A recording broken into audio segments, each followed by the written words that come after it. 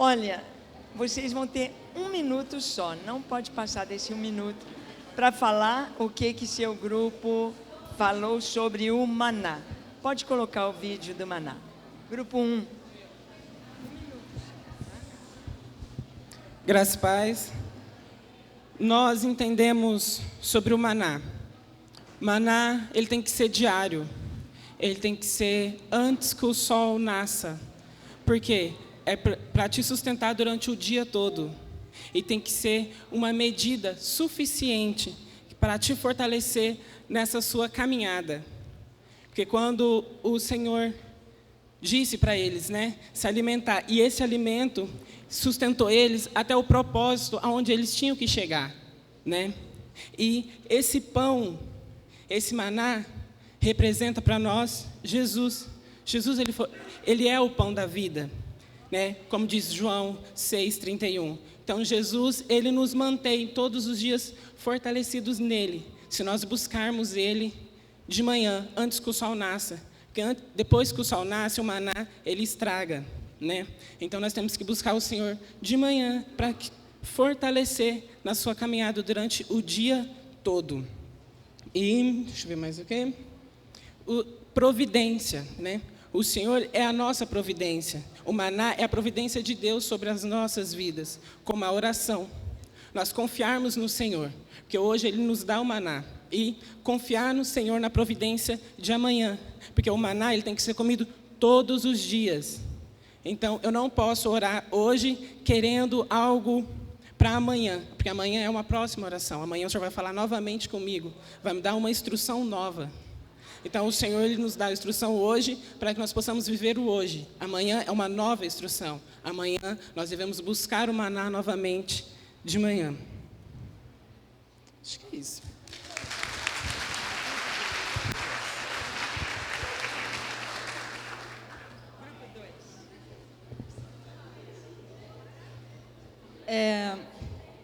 O nosso grupo entendeu que a gente pode ver Deus com maná. Deus ele mostra o seu poder, ele mostra o seu cuidado diário, mesmo em coisas que às vezes a gente não julga muito importante. Ele mostra que ele é o alimento, ele provém aquela porção diária, todos os dias. E ele nos ensina a confiar nele e a ter fé. A confiar que todos os dias ele vai nos dar aquela porção. Que não adianta a gente orar muito para economizar amanhã. Que todos os dias ele dava aquela porção. E o povo tinha que confiar. O único dia que eles tinham que colher o maná para 2 dias seria na sexta para o sábado. E mesmo assim, teve gente que não confiou, que não fez aquilo que ele tinha ordenado. E no sábado de manhã, eles foram lá para poder colher e chegar lá, não tinha. Então, eles viram que tinha que confiar naquilo que ele tinha dito. Isso de escolher o mais tímido não foi legal. E ele mostra que do mesmo jeito que ele está aqui hoje, que do mesmo jeito que a gente pode confiar nele hoje, que a gente pode orar hoje, a gente pode confiar nele amanhã. Que amanhã ele vai estar aqui, ele não vai tirar férias, que ele estará aqui de novo. Então a gente não precisa acumular oração. E nisso ele mostra toda a sua excelência, porque ele sempre nos dá o seu melhor.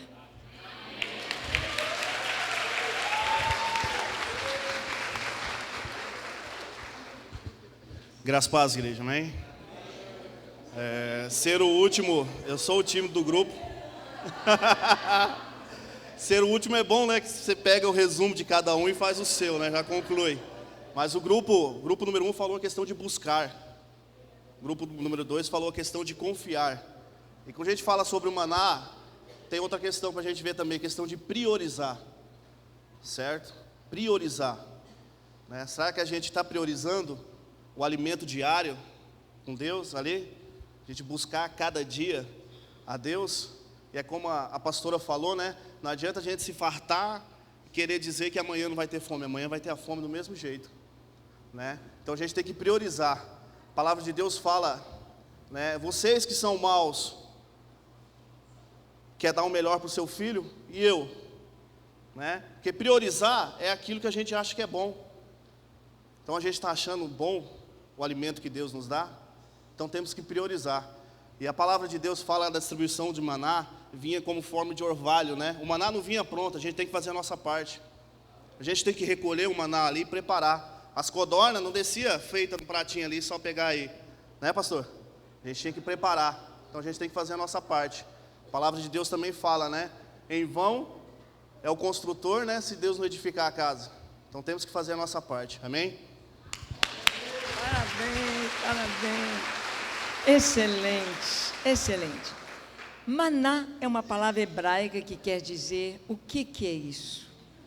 Então maná, eles pegaram, não era da terra. Maná vinha direto do céu. Não existe o maná, se você for lá no deserto, não cai maná lá hoje. O maná veio para o povo, era algo sobrenatural. Então, nós vimos como os 3 grupos falaram aí. Deus nos mostra que Ele dá o suprimento, o sustento e a provisão. Como eles disseram que o verdadeiro maná é Jesus, é Cristo. Suprimento, Deus supre as nossas necessidades.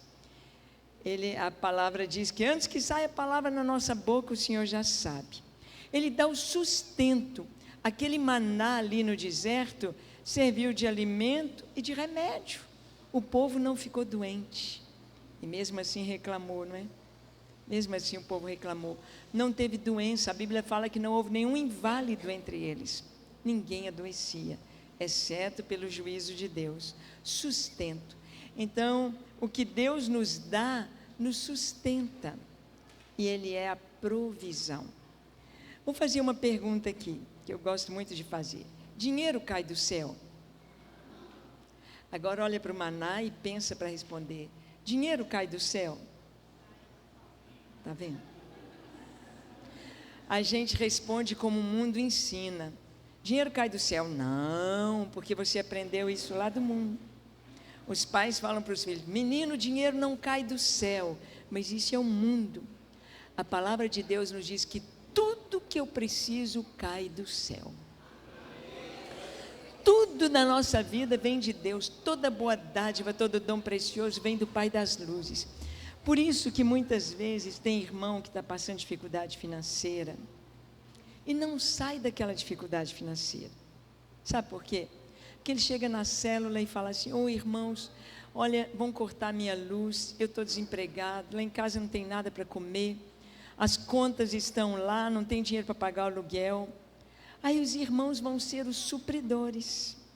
Vamos fazer uma vaquinha, vamos ajudar o irmão. E aí no mês seguinte, tudo de novo. E no outro mês, tudo de novo. Um ano, porque ele não aprendeu quem é o supridor. É Deus.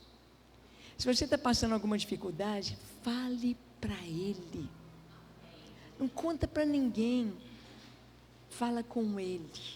Senhor, Tu és o meu Deus, Tu és o meu supridor, eu espero em Ti. Aí Deus usa um irmão, aí chega o irmão e fala, olha, eu fui no supermercado e Deus falou para eu te trazer umas compras, você está precisando de alguma coisa? É diferente, percebeu? Quando nós entendemos que Deus é o nosso supridor, o maná está falando, Deus é que supre, Deus é que dá. Eu gosto de contar a experiência de uma irmã, nossa superintendente da torre. Naquela época que o Brasil passou por uma recessão muito grave, muitos ficaram desempregados há uns 14 anos atrás, 14, 15 anos atrás. O marido ficou desempregado e ela já estava 2 meses sem comer carne, porque a carne é caro, né? Principalmente carne de boi. E ela estava com vontade de comer carne. E ela falou, ai Deus, eu não aguento mais, que vontade de comer uma carne. Ai Senhor, eu vou lá no supermercado, vou lá no Carrefour, amanhã eu vou cedinho no Carrefour. E eu vou lá pegar, vou pegar uma picanha, vou olhar para a picanha, imaginar que eu estou fazendo a picanha, que eu estou comendo a picanha, vou pelo menos pegar na minha mão. Vou pegar um bifinho a rolê, vou pegar uma bisteca. E ela foi. No dia de hoje, seria como se ela tivesse uma nota de R$2 para comprar o pãozinho da manhã. E ela foi lá no Carrefour, passou lá no açougue. Bem cedinho, estava abrindo. Aí, quando ela chega lá no açougue, ela foi lá na picanha. Ai, quando ela pegou a picanha, 57 centavos? Opa, meu dinheiro dá para comprar. Buscou o carrinho, pôs a picanha lá, pegou o bife. 30 centavos o bife a rolê. Pôs no carrinho dela, pegou a bisteca. Nossa, 40 centavos, meu dinheiro vai dar. Pôs no carrinho, chegou lá no caixa. Aí ela veio, né? E a moça, minha senhora, esse preço está errado. Ela falou, eu sei, mas meu dinheiro só dá para comprar isso. Aí ela chamou o gerente veio e falou, ai, ainda bem que a senhora foi a primeira a ir direto lá no açougue. Nós temos de arrumar esses preços todos, está tudo errado. Ela falou, mas o meu dinheiro só dá para comprar isso aí. Ele falou, não, a senhora, pelo direito do consumidor, a senhora vai levar por esse preço. E nós vamos arrumar. Deus é supridor. Já aconteceu de você estar precisando de um dinheiro, alguém depositou na sua conta e você não sabe quem foi? Você achou um dinheiro lá no bolso de uma jaqueta, na gaveta, de repente, dinheiro cai do céu. Cai do céu. Eu fui numa igreja quadrangular lá em Belo Horizonte e eles têm um teto muito lindo. Um teto diferente aquele teto abobadado. E eu falei, pastor, que teto maravilhoso. Ele falou, irmã, esse teto, toda vez que eu olho para ele, eu lembro a história que Deus é fiel, que Deus é supridor, que Deus é fiel. Ele contou que para fazer aquele teto, tipo assim, o pedreiro tinha de fazer tudo de uma vez, não podia fazer em partes. É igual bater laje, tem que fazer tchum de uma vez tudo, não é? Então, ele não podia fazer em partes. E falou para a igreja, olha o desafio, e nós vamos tirar uma oferta de sacrifício, nós precisamos de pôr o teto, porque a chuva está aí, etc, etc, etc. E aí, o pedreiro fez. É como se fosse hoje, eu não lembro bem o valor, né? E já tem tempo isso, como se fosse assim, a mão de obra, R$1.270, R$1.275, algo assim. Aí o pastor, foi na sexta-feira, e o pedreiro terminou a obra, e falou, pastor, aí tudo pronto, agora eu preciso receber. E o pastor disse, olha, eu não tenho esse valor aqui agora, mas eu convoquei a igreja, nós vamos ter um culto especial e uma oferta especial, e Deus vai nos suprir no que está faltando. Então, o senhor fica aí com os serventes, assiste o culto, e no final do culto nós vamos acertar. E o pedreiro ficou lá no último banco lá. Quando a igreja abre lá, para os irmãozinhos virem, veio um pingo de gente. Quase ninguém veio ao culto. Ai, meu Deus, o Senhor não me deixe envergonhado. O Senhor falou que ia nos dar, o Senhor nos prometeu, eu confiei. E aí, quando ele passa a salva, eles tinham uma salva mesmo, uma bandejinha de prata para colocar a oferta. E o pastor faz aquele apelo, oferta de sacrifício tal, que o povo estava preparado para dar. E ele escuta as moedinhas, plim, plim, plim. Ele, ai, meu Deus, tem misericórdia, tem misericórdia.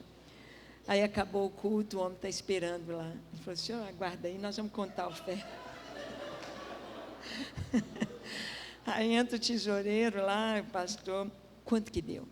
Tinha dado só aquele valor, tipo assim, R$275. O pastor, não é possível, R$1.000 faltando, não pode, Deus não vai deixar a gente passar vergonha, o homem está lá esperando, conta de novo. O tesoureiro falou, pastor, tá as notas separadinhas, já contou outra vez. Não pode ser, conta outra vez. Contou 2, 3, 4, 5 vezes. E o tesoureiro falou, pastor, é só isso que tem, o senhor vai ter de enfrentar o homem lá. Ele falou, não, Deus não vai deixar a gente passar vergonha, Senhor, o Senhor prometeu. Aí ele falou assim, pega a salva. Ô pastor, já limpei a salva. Não, mas pega a salva, pega a salva. Estava em cima do armário, assim, a salva. Aí ele falou, vou pegar, pastor, não tem nada. Quando ele pegou a bandejinha, assim, que ele virou, pluf, caiu no chão um bolo de notas, amarradinha na gominha, aquelas notas novinhas, novinhas. Aí o tesoureiro, pastor, o que é isso? Pastor, o que é isso? O que é isso? O pastor falou, pegue e conta, pegue e conta. Eram os R$1.000 que faltavam. Aplausos. Irmão, igreja principalmente, a gente experimenta os milagres. Mas é preciso que cada irmão entenda que Deus, através do maná, Ele fala, eu cuido de você. Eu cuido. A gente não vai fazer coisa errada, coisa fora da vontade de Deus, mas aquilo que nós precisamos, Deus nos dá. Então, Ele é o nosso supridor, Ele. Quero chamar o grupo 3, bem rápido, gente, para não perdermos tempo. O grupo 4, 5 e 6, para falar sobre a coluna de fogo. Bem rapidinho, 4, 5 e 6. Só um minutinho que eu vou dar para vocês, tá? Pode subir. Está faltando um. Você é grupo 5, 4. Cadê o 6? 4, pode falar. Como podemos ver Deus através da coluna de fogo? O meu grupo, pesquisando, observou que Deus, através da coluna de fogo, é um orientador, é guia, é luz, é proteção, é acolhedor, é segurança, é sustentabilidade, é fidelidade, é proteção, é amigo e Deus é Pai.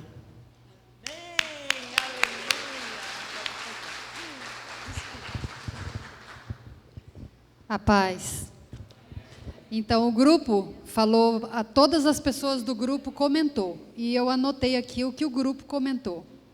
Então, o que é a coluna de fogo? Ficou da gente falar sobre a coluna de fogo, Êxodo 13, 18 a 22. A coluna de fogo é a presença de Deus, a presença manifesta de Deus através do fogo. A coluna de fogo é o cuidado especial, é o mapa, é o GPS que dá a direção iluminando o caminho. A coluna de fogo é o sobrenatural de Deus, que até o irmão comentou que o natural a gente conhece, a gente sabe, o sobrenatural é a coluna de fogo. Nada que sustentasse aquele fogo a não ser a presença de Deus. Então é o sinal de Deus. Temos que perceber o sinal de Deus na nossa vida. E a conexão é a conexão que define o destino. E essa conexão, que era a presença de Deus, o fogo, decidiu o destino do povo de Israel, que saía do Egito para a terra prometida. E essa presença de Deus fez com que o povo não voltasse ao Egito novamente, não tivesse as mesmas práticas, não tivesse os mesmos pecados. Então, a presença de Deus é o GPS, é a nossa direção. A presença de Deus é o que faz a gente permanecer na presença dEle.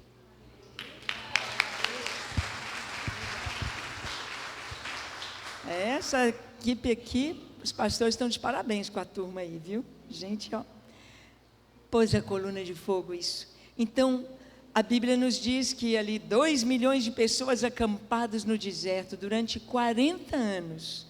Durante o dia eles tinham um toldo. Gente, aqui quando o sol está rachando, você já sentiu o sol rachando no seu coco, queimando sua cabeça? Já. Como a gente procura uma sombra, como a sombra é abençoada. Imagina que o sol rachando na cabeça do pessoal, quem estava passando lá na estrada, indo para, seja lá para a Mesopotâmia, para a Arábia, e via aquele povo todo acampado. Não era um grupinho de pessoas, eram milhares, eram 2 milhões de pessoas. Aquele tanto de tendas com uma nuvem permanente durante o dia sobre eles. Eles tinham sombra durante o dia. E à noite, aquela sombra, aquela nuvem se tornava uma coluna de fogo, ali sobre o tabernáculo. Quando a coluna de fogo ou de nuvem se movia, o povo caminhava. A coluna parava, eles paravam, assentavam o seu acampamento. Deus é guia. Deus dirige o seu povo. Deus dá a direção para onde ir, o que fazer. Deus dá proteção. Se a pessoa parou no deserto, parou numa mata, ela acendeu o fogo, ela está livre dos animais, dos ataques. Deus é proteção. Então, através da coluna de fogo, Deus está falando: eu cuido de vocês. Eu dou a direção. Um dos nomes de Jesus, lá em Isaías capítulo 9, verso 6, diz o quê? E o seu nome será maravilhoso, Deus forte, Pai da eternidade, Príncipe da paz. Olha, e o seu nome será maravilhoso e depois? Conselheiro. Mas como as pessoas buscam conselho uns dos outros? Pastor, me ajuda aqui. Irmão, ora por mim. Será que eu devo namorar com essa pessoa? Devo casar com essa pessoa? Devo comprar essa casa? Devo entrar nessa sociedade? Devo fazer essa viagem? Ele é conselheiro. Ele está à nossa disposição dia e noite. E a gente deixa ele por último. Por último. Por último. Eu me lembro que tinha pouco tempo de casada, estava morando no interior de Minas. E a esposa do pastor, que era um pouco mais velha do que eu, ela me disse: Ângela, eu estou precisando muito conversar com você. Conversar com alguém, eu queria conversar com você. Eu estou enfrentando alguma coisa com o meu relacionamento, com meu esposo, e eu preciso desabafar, eu preciso conversar. Queria conversar com você. Aí eu pensei: ai meu Deus, eu vou saber da vida do pastor, da esposa do pastor. Para mim era um peso. Eu falo que eu não sei aconselhar, porque eu dou o mesmo conselho para todo mundo.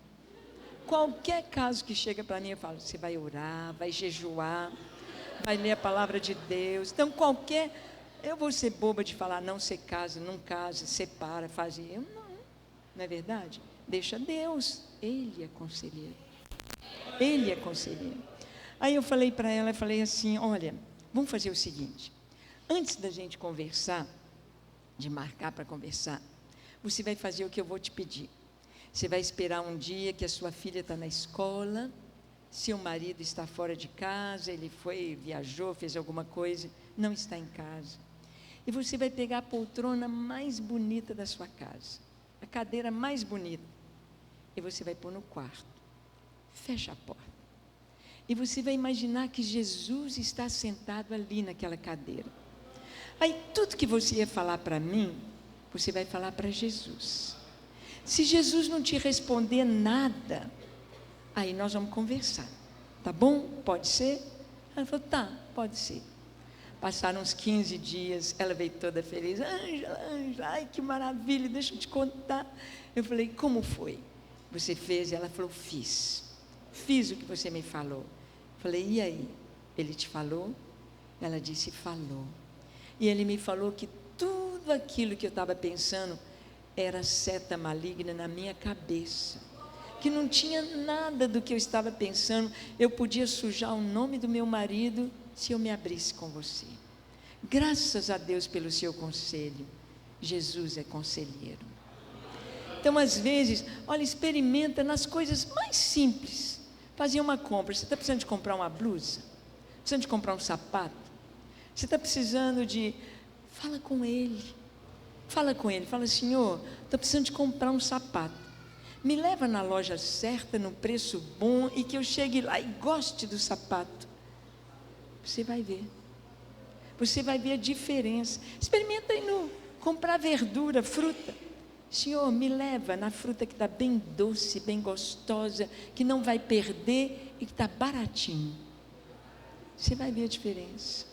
Como a gente perde. Vou só fechar aqui o Senhor, como Ele nos responde. nós estávamos morando na casa ali da família, e houve um problema da Copasa, deu infiltração e encheu a casa de trinca. E a Defesa Civil disse: vocês têm de sair da casa. Então nós mudamos para um apartamento que fica num dos lugares mais altos de Belo Horizonte, onde tem um monte que os crentes oram. É um bairro nobre, um bairro muito bom. E de lá a gente via a cidade toda, e eu e o Paulo, a gente estava se esbaldando de alegria na oração, na adoração, que se abre a janela, estende os braços e ora pela cidade, ora pelo país, é a maior delícia. Aí a gente tinha um contrato de 3 anos, e ia vencer em março do ano que vem, e a proprietária nos procurou e disse: olha, engraçado que os proprietários, ele é médico e a esposa é dentista. Olha, a gente vai vender o apartamento. Então, queremos oferecer para vocês. Vocês querem comprar? Mas como a gente tem essa aliança com o Senhor de não ter, então, não, a gente não está interessado em comprar. Até hoje a gente não tem casa, carro, nada. Então, aí ela falou: bom, então vocês vão assinar um termo de que tem a preferência de compra, e a partir daí os corretores virão com os interessados para ver a casa. Mas é ruim, né, na casa da gente, ficar entrando corretor, você ficar mostrando a casa, é uma coisa muito desagradável. E então, aí nós falamos: olha, nós vamos ver se no máximo em um mês a gente desocupa o apartamento para vocês. Vamos orar por vocês, para vender, que eles estavam precisando. Aí nós dois chegamos na janela e oramos naquela noite. Falamos: Senhor, a gente gostou tanto de morar aqui, e falamos exatamente assim, aqui nesse 3º andar, nesse prédio novinho, tudo novinho, limpinho, gostoso, elevador, tudo tão bom, padaria aqui pertinho, shopping aqui pertinho, tudo tão bom, a gente gostou muito de morar aqui, mas se o Senhor quer levar a gente para outro lugar, estamos prontos, que o Senhor nos dê o mais rápido para a gente abençoar a proprietária aqui. Amém. Aí, isso foi à noite. De manhã, meu esposo, Paulo, desce para a garagem para tirar o carro, e encontrou o síndico. Aí ele falou com o síndico, falou: Anderson, a gente está mudando, nós vamos ter de mudar. Ele falou: é mesmo? Nós vamos querer ver se dentro de um mês, no máximo, a gente desocupa o apartamento. Aí ele perguntou assim: mas vocês gostaram de morar aqui? Aí o Paulo falou: gostamos muito. Vocês gostaram de morar no 3º andar? Gostamos muito. Pois olha, pastor Paulo, você acredita que ontem o proprietário do apartamento em frente ao de vocês me ligou, me pedindo para eu arrumar gente para alugar o apartamento, porque a inquilina vai sair quinta-feira. Gente, pois ligou para o apartamento, a gente nem precisou de caminhão de mudança, foi só a formiguinha abrir a porta, passar de um para o outro. O outro apartamento, um pouquinho maior, melhor, e o Paulo fez um voto ao Senhor esse ano, além do jejum que a gente está fazendo, 1 hora de oração, 1 hora de adoração, e uma oferta extra para o Senhor, uma oferta, não vou dizer que é de sacrifício, mas uma oferta para o Senhor, além do que a gente dá. E ele disse: Ângela, Deus pôs no meu coração de todo dia separar R$10 para os pobres. Então dá R$300 por mês para dar para os pobres. E acredita que o aluguel de frente, o apartamento é melhor, é maior e é R$300 mais barato. Coluna, gente.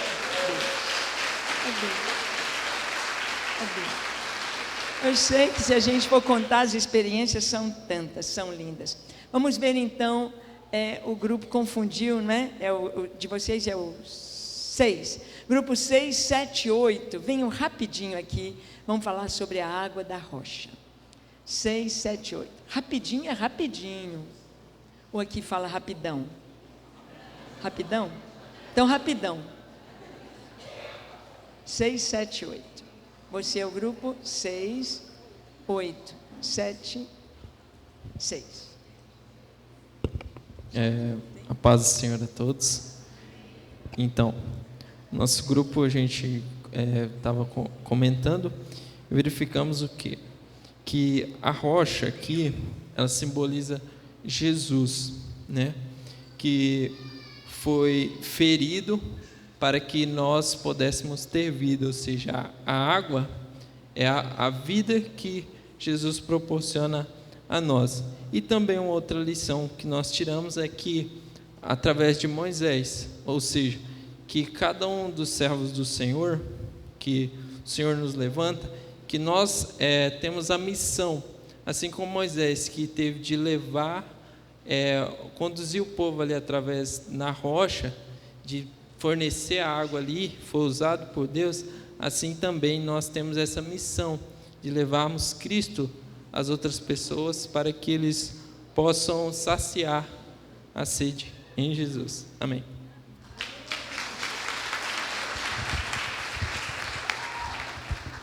Graças e paz.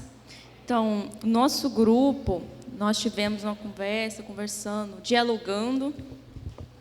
A gente entendeu que quando Deus pediu para Moisés reunir com as pessoas que estavam ali, e Moisés, na desobediência, ele reuniu, mas ele não falou com a pedra, para a pedra jogar água. Ele simplesmente pegou o seu cajado e deu duas batidas na pedra, e a pedra jogou água. Mas, na verdade, Deus não queria que ele fizesse aquilo. Deus estava pedindo a obediência dele para Deus se revelar através de um simples ato. Então, a gente entendeu que como Deus se revela, Ele se revela em santidade, bondade, e nos supre nos seus atributos, em supridor, zeloso, e tem prazer na obediência.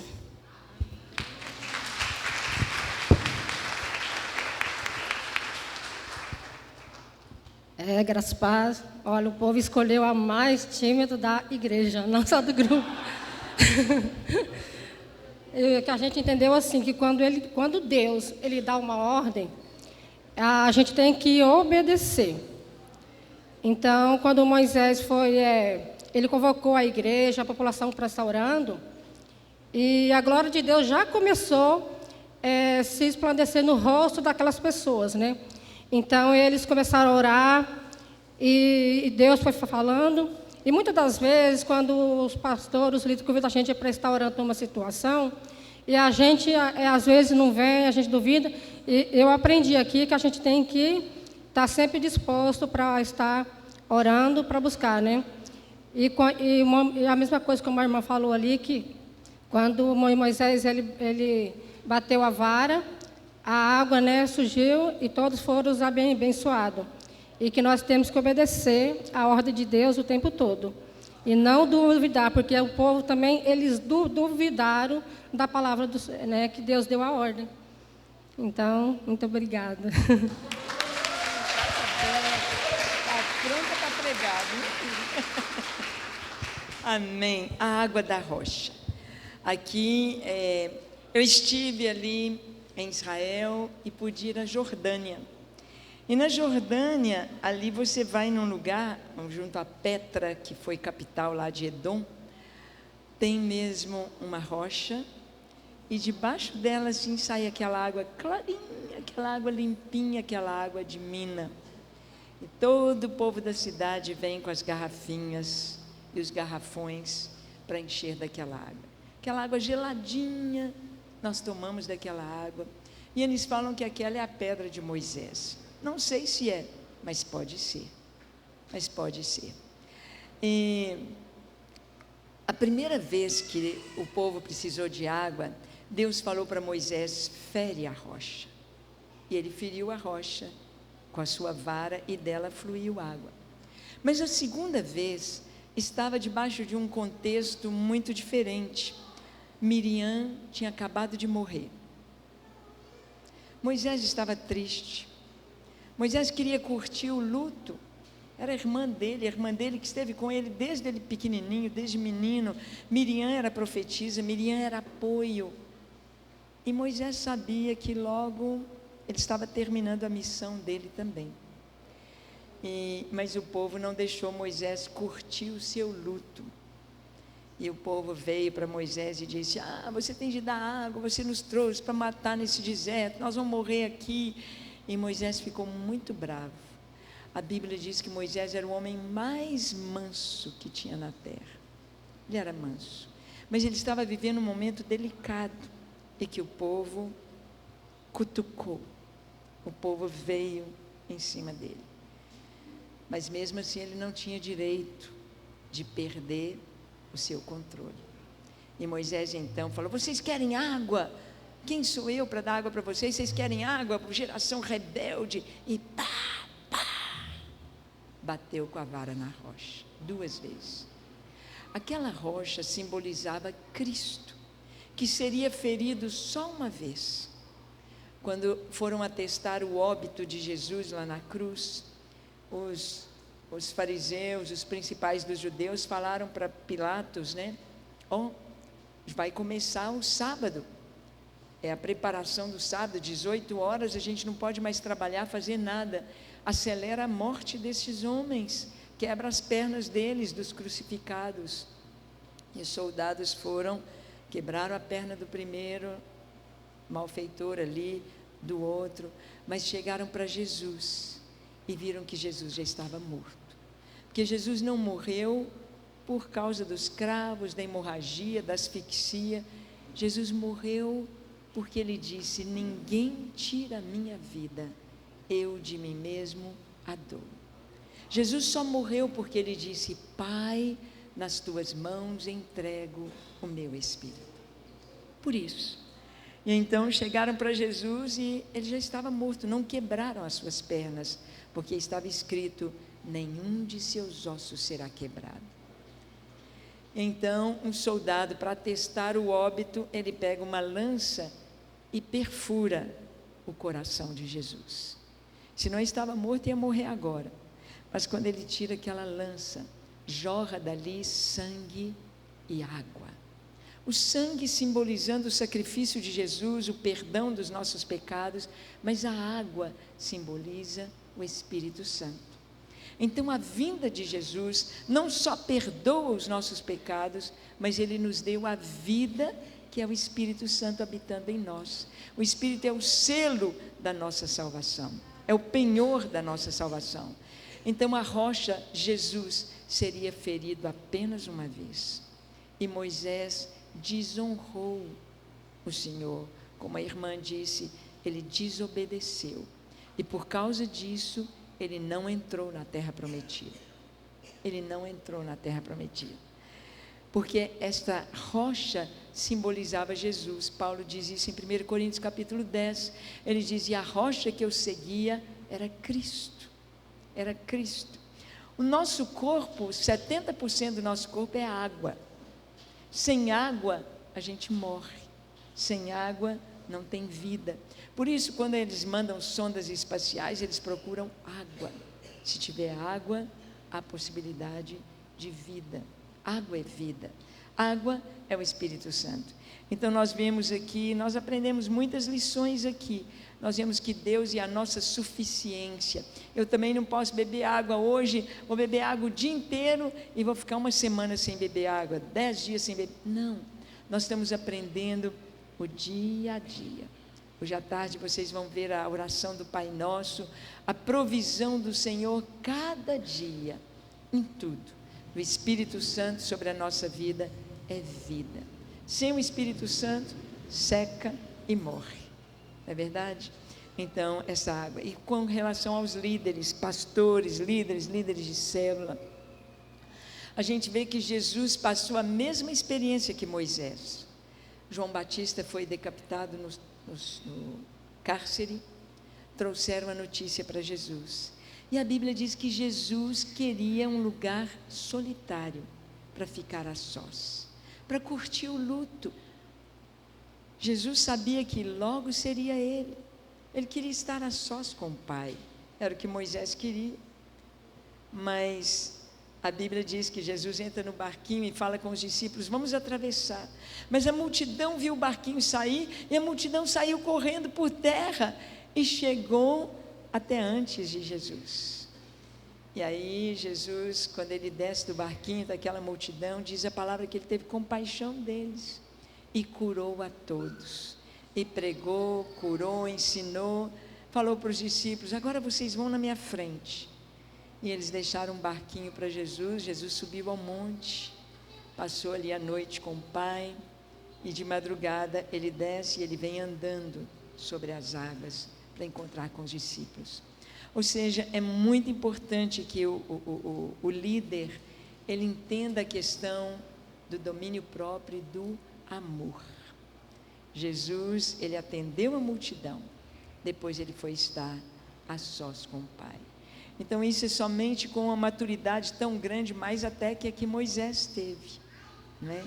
A gente dar vazão à emoção, ao sentimento, os riscos que se correm de até desobedecer a Deus.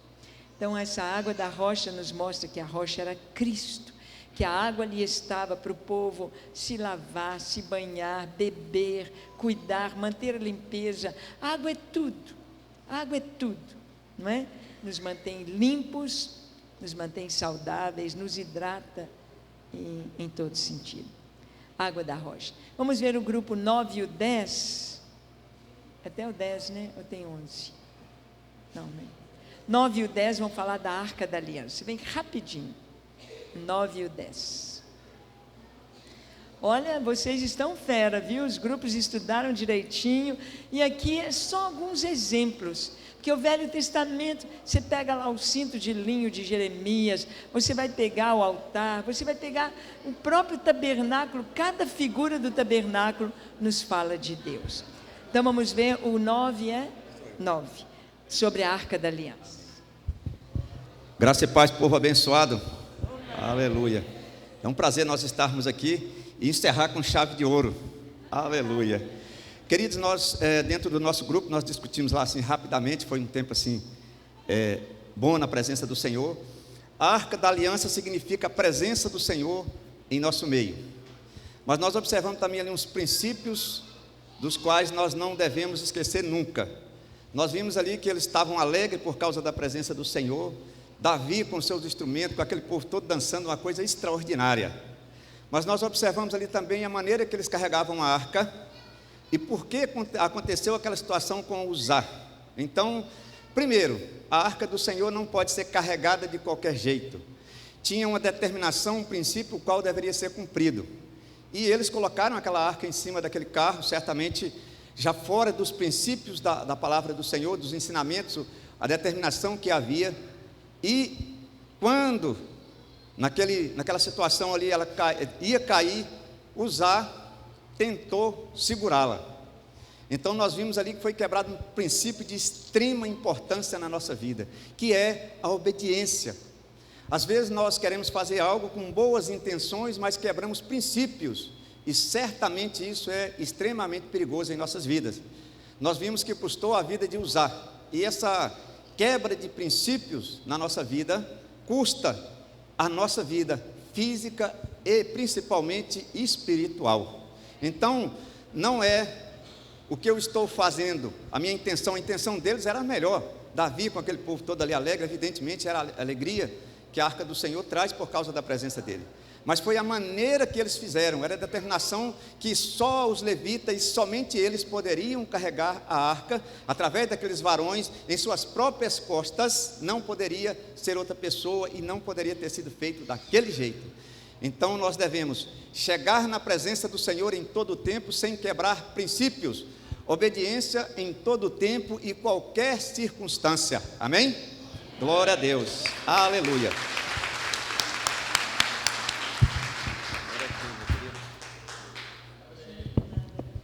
Faço minha as palavras do meu colega. O que eu vou falar agora? Bem que eu podia ter vindo primeiro, né?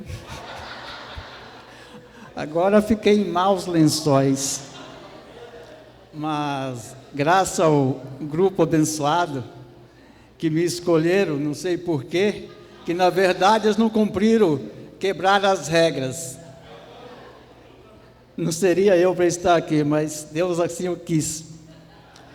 Mas de acordo com o meu grupo, o que nós aprendemos aqui realmente com a Arca da Aliança, realmente, a Arca da Aliança simbolizava a presença do Senhor. E naquele trajeto que o rei Davi fez para conduzir a arca até a cidade de Davi, aconteceu aquele acidente. Quando ela estava em cima do carro de bois, os bois tropeçaram. Uzá tentou segurar a arca. Aqui é que a gente aprende, de acordo com o grupo, passou as informações para mim, é que para tocar nas coisas do Senhor, precisamos de estar preparados. A santidade, em primeiro lugar, porque se a arca de Deus, se a arca da aliança representava a presença de Deus, para transportar aquela arca, precisava de cuidado, de zelo e de pessoas preparadas. Como nós aprendemos aqui, precisava ter tirado as sandálias, os sapatos dos pés, para poder tocar naquela arca. E logo que aconteceu aquele acidente, que Uzá tocou na arca, Deus ficou furioso. Ali mesmo Deus tirou a vida de Uzá. Amados, não é fácil. Isso é para nós refletir bem de que maneira nós estamos fazendo uma obra do Senhor. Deus não aceita que faz a obra dele relaxadamente. É preciso ter santidade para fazer as coisas de Deus. Nesse texto aqui, no versículo 8, Davi ficou indignado quando Deus tirou a vida de Uzá. Aquilo abalou as estruturas do rei Davi. Como agora que eu vou fazer para transportar essa arca? Houve um temor e medo em Davi. Foi ali que Davi, ao invés de levar a arca para o destino que ela deveria ir, que era para a cidade de Davi, ele preferiu levar para a casa de Uzá.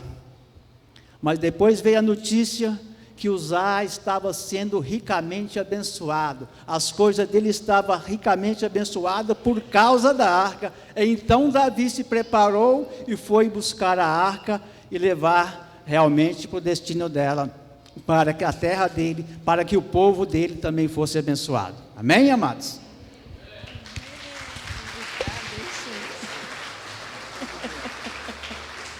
Amém, glória a Deus, que coisa linda. Como nós falamos, são tantas coisas do Antigo Testamento que nos mostram Deus. Aqui na Arca da Aliança nós temos a presença de Deus, o respeito à presença de Deus. Quem Deus é? Deus é grande, grande, grande, grande demais. E as pessoas às vezes tratam sem reverência as coisas de Deus. Quando eu nasci, a minha época, a gente estava acostumado a chamar os pais de senhor, senhora, para mãe. Hoje, os pais não estão exigindo isso dos filhos e eles não têm respeito. É você, o velho, o cara, não tem mais respeito.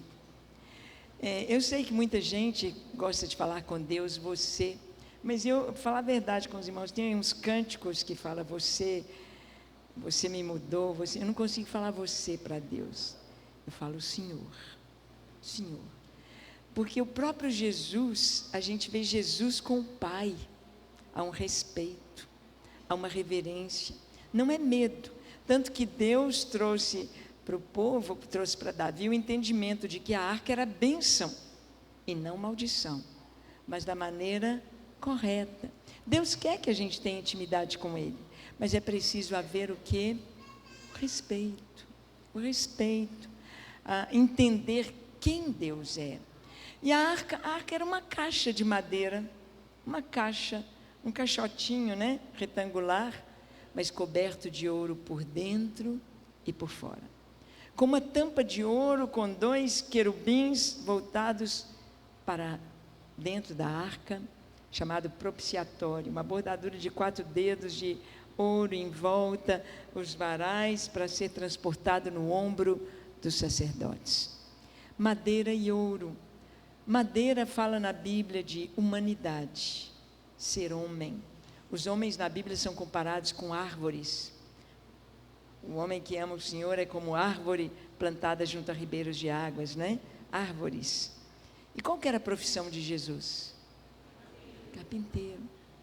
Jesus era especialista em pegar um tronco e transformá-lo em algo útil.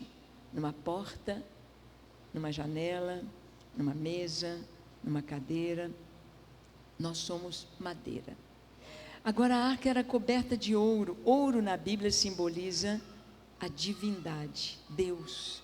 Quando os magos ofereceram a Jesus ouro, incenso e mirra, ouro era o reconhecimento que Ele é Deus. Por isso, Deus ali usou os objetos do tabernáculo, à medida que se aproxima do Santo dos Santos, vai sendo de ouro. Cá no átrio era tudo de bronze. Ali no lugar santo já começamos a ter ouro, ouro puro, a menorá, o candelabro, que simboliza o Espírito Santo. Então, a arca fala de homem, Deus, fala de Jesus, fala Deus conosco. Mas fala também que nós, como os irmãos disseram, nós transportamos a presença de Deus. Nós somos homens, mas estamos revestidos de ouro, da glória de Deus, da presença de Deus, por dentro e por fora. A Bíblia não fala que o Espírito de Deus habita em nós? A Bíblia não fala que o Senhor é a nossa sombra à nossa direita? Que o Senhor ao nosso redor é como muralha de fogo? Que sobre a nossa cabeça Ele põe a sua mão, que Ele está à nossa frente, à nossa retaguarda? Então nós estamos revestidos de ouro, por dentro, o Espírito Santo, e por fora. Qualquer coisa que vem nos atingir, qualquer pedra que vem sobre nós, passou primeiro pelo Senhor.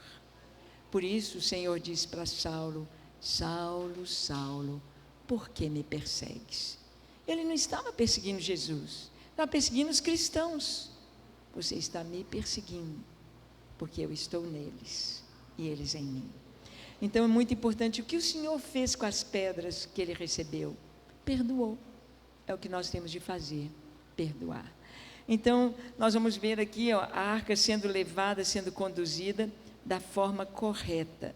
Deus tem a revelação dele, os princípios dele, e nós precisamos ler a palavra para conhecer sua vontade. Então, nós vimos aqui,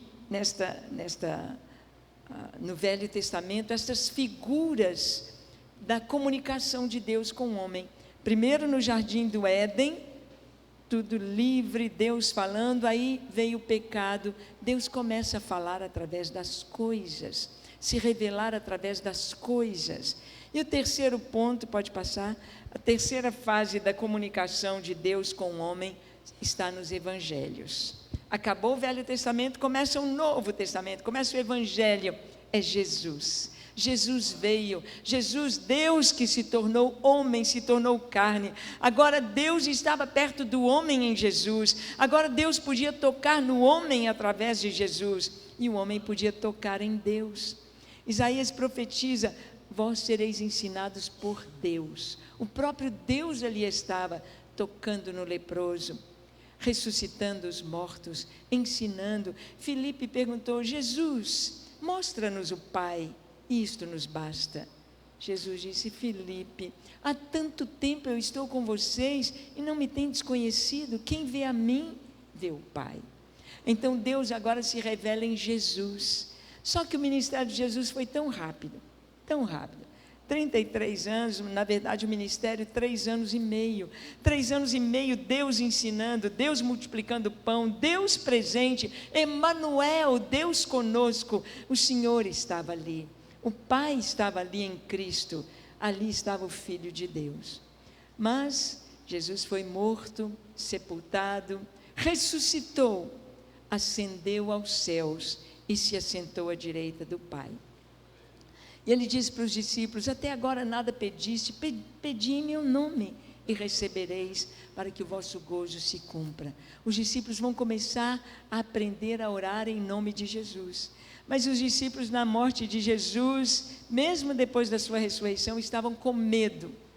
E eles esperaram então o quarto momento, que é a partir de Atos capítulo 2, quando o Espírito Santo vem. Então nós podemos ver a dispensação do Pai no Velho Testamento, vemos Jesus, o Filho, ali nos Evangelhos, e vamos ver agora esse tempo que nós vivemos, há 2000 anos, é o Espírito Santo nos falando. Então agora a nossa comunhão com Deus é através do Espírito Santo. Às vezes a gente não sabe, às vezes a gente, por exemplo, orar a gente ora a quem? Com quem que a gente fala quando ora? Com o Pai. É com o Pai. Já viu muita gente que ora assim: Senhor Jesus, está falando com Jesus. E às vezes termina a oração e fala em nome do Pai, do Filho e do Espírito Santo. Uai, ele está orando para quem? Em nome de quem? A gente ora ao Pai, em nome de Jesus. E o Espírito Santo aperfeiçoa a nossa oração. Ele intercede por nós até com gemidos inexprimíveis. Ele sabe, o Pai sabe a intenção do Espírito. Agora, Deus ouve, mesmo que a gente está orando errado, né? Porque a criança está aprendendo a falar, fala tudo errado. Menino fala tudo errado, mas a mãe entende o que o filho está falando. Não é? Eu lembro que o Sérgio, nosso filho, ele pequenininho, ele fala teafo. Ninguém sabe o que ele está falando. Ele estava falando, quero água. A mãe entende, o pai entende. Então, mesmo que a gente não ore da maneira correta, como deve ser, Deus sabe, Deus recebe, Deus entende, por causa do Espírito Santo. O Espírito Santo que habita em nós. Aí Ele vai nos ensinar. Os atos pastorais são em nome do Pai, do Filho e do Espírito Santo. Você ungiu alguém, enviando ontem aqui a Natália, nós os enviamos como a igreja, que você seja tal. Em nome do Pai, do Filho e do Espírito Santo, os atos pastorais de envio, casamento, ordenação, batismo, não é? Mas a nossa oração é em nome de Jesus, porque a gente está pedindo ao Pai. Então, em Atos 2, o Espírito Santo veio para habitar em nós, e Ele veio para nos ensinar. E o último ponto que nós esperamos agora no Apocalipse, será na eternidade. Lá na eternidade vamos voltar ao início. Não tem barreiras, porque não haverá pecado. Vamos ler esse texto que está escrito aqui? Vamos ler juntos? Apocalipse 21, de 1 a 8, vamos lá? Ouvi grande voz vinda do trono, dizendo: eis o tabernáculo de Deus com os homens. Deus habitará com eles. Eles serão povos de Deus, e Deus mesmo estará com eles, e lhes enxugará dos olhos toda lágrima, e a morte já não existirá, já não haverá luto, nem pranto, nem dor, porque as primeiras coisas passaram. E aquele que está sentado no trono disse: eis que faço novas todas as coisas. Quando nós chegarmos a este nível. Por isso que nós amamos a vinda de Jesus. O apóstolo Paulo diz lá em 2 Timóteo 4, de 7 a 9, ele diz, Timóteo, ele diz assim: o tempo da minha partida é chegado. Eu estou sendo oferecido em libação. Combati o bom combate. Completei a carreira e guardei a fé. Já agora a coroa da justiça me está guardada, a qual o Senhor, reto juiz, dará não somente a mim, mas a todos os que amam a sua vinda. Paulo disse que há uma coroa da justiça. Sabe o que é justiça na Bíblia? Justiça é olho por olho, dente por dente, mão por mão, pé por pé, belida por belida. O que a pessoa fez, ela vai receber, olho por olho, dente por dente. Isso é justiça. E a coroa da justiça significa você receber de Deus pelo que você fez na terra. Há muitos crentes que falam assim: ah, se lá no céu eu for gari lá para varrer as ruas de ouro, tá bom demais. Uma péssima notícia para você: lá no céu não tem poeira, nem tem gari, não. Tudo limpinho. A gente não pode pensar assim: ah, nós temos de pensar que vamos reinar com Cristo. E reinar com Cristo nós somos preparados agora. Quanto mais eu fizer para o Senhor, mais eu estarei glorificando o Senhor. Nunca pense que é demais o que você faz para Ele. Nunca vamos chegar no que Ele fez por nós. Nunca, nunca. Então, que você se prepare para não chegar e pensar lá diante do Senhor: eu podia ter feito mais, eu podia ter orado mais, eu podia ter adorado mais, eu podia ter pregado mais, eu podia ter lido mais a Bíblia, eu podia ter servido mais. Que nós possamos ir e cada dia a gente poder fazer como Jesus. Jesus terminou a carreira dele. O apóstolo Paulo disse: a coroa da justiça me está guardada. Mas Jesus, em João 17, na oração sacerdotal, Jesus fez um relatório para o Pai da vida dele, do seu ministério. E ele disse: Pai, eu te glorifiquei na terra, consumando a obra que tu me destes para fazer. Que nós possamos cada dia, ao colocar a cabeça no travesseiro, poder dizer: Pai, eu te glorifiquei hoje, fazendo o que o Senhor queria que eu fizesse. Cada dia. E a gente possa terminar a nossa vida dizendo: Pai, eu te glorifiquei. Eu te glorifiquei. Nós possamos pensar na eternidade, sonhar com a eternidade, viver a eternidade. A gente fica correndo, tem de pagar, tenho de comprar, tenho de fazer. Parece que enquanto está na igreja pensa nas coisas espirituais, mas foi lá para o dia a dia, esqueceu tudo. Não pode. A gente pensar, servir, viver para o Senhor cada dia, pensar lá o que nos aguarda. Então aí nós tivemos as 5 fases da comunicação de Deus com o homem e do homem com Deus. Eu agora queria que você ficasse de pé e nós vamos praticar um pouquinho do que nós aprendemos. Nós vamos orar 2 a 2.